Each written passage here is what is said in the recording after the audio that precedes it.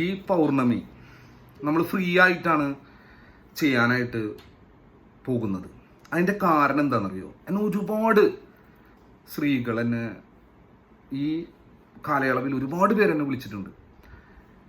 അപ്പോൾ അവർ ഫേസ് ചെയ്യുന്ന ഇഷ്യൂസ് ഭയങ്കരമായ പ്രശ്നങ്ങളിലാണ്. സമ്പത്തില്ല, അവർക്ക് ജീവിക്കാനായിട്ട് എന്താ ചെയ്യേണ്ടതെന്ന് അറിയില്ല, കുടുംബ പ്രശ്നങ്ങൾ, ദാമ്പത്യ കലഹങ്ങൾ, ഭയങ്കരമായ പ്രശ്നങ്ങളിലൂടെയാണ് കടന്നു പോണേ. അതെന്നെ വിളിച്ചിട്ട് അവർക്ക് പൂജകൾ ചെയ്യാനോ ബാക്കിയുള്ള കാര്യങ്ങളൊന്നും പറയാൻ പോലും അവരെ കയ്യിൽ പണവുമില്ല, അതിനുള്ള ഒരു ധൈര്യവുമില്ല.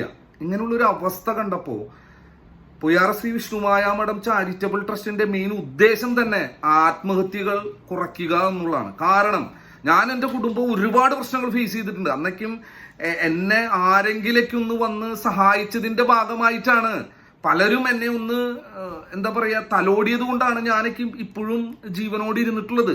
മനുഷ്യന്മാർ തന്നെയാണ് അങ്ങോട്ടും ഇങ്ങോട്ടും ഓരോരുത്തരെയും കെയർ ചെയ്യേണ്ടത്.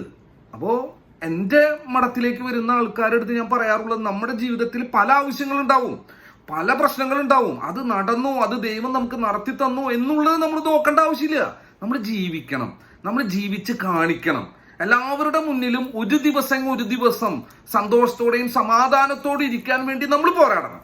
ആ പോരാട്ടങ്ങളിൽ പരാജയങ്ങൾ ഉണ്ടാവട്ടെ, അതതിൻ്റെ ഒരു രസല്ലേ. അതിന്റെ പേരിൽ നമ്മൾ ആത്മഹത്യ ചെയ്തിട്ട് എന്താ കാര്യം? ഒരുപാട് സാമ്പത്തിക പ്രശ്നങ്ങൾ നമുക്കുണ്ട്, എല്ലാവർക്കും ആ പ്രശ്നങ്ങൾ ഉണ്ട്. അത് ആദ്യം മനസ്സിലാക്ക്. നിങ്ങൾ മാത്രമല്ല ഒറ്റപ്പെടുന്നത്, പക്ഷെ സമൂഹത്തിലെ പല കാര്യങ്ങളും കാണുമ്പോൾ നമ്മൾ മാത്രമാണ് ഇത് അനുഭവിക്കണേ എന്ന് പറയുന്ന ഒരു തെറ്റിദ്ധാരണ സാമൂഹികപരമായിട്ടും അല്ലെങ്കിൽ പല കാര്യങ്ങൾ കൊണ്ടും നമുക്ക് അങ്ങനെ തോന്നുന്നുണ്ട്. അതൊരു സത്യമാണ്. അതിലൊന്നും നമ്മൾ വീഴണ്ട. നിങ്ങളുടെ കൂടെ പൊയ്യാറ ശ്രീ വിഷ്ണുമായ മഠമുണ്ട്. നിങ്ങൾക്ക് പൗർണമി പൂജയിലും അമാവാസി പൂജകളിലും പങ്കെടുക്കുക. ആ പൂജകളൊക്കെ അറ്റൻഡ് ചെയ്ത് നമ്മൾ ധൈര്യം നേടി അങ്ങോട്ട് പോരാടാ. അപ്പൊ വിജയിക്കും. നമുക്ക് ഒരുമിച്ച് വിജയിക്കാനേ. ധൈര്യമായിട്ടിരിക്കേ.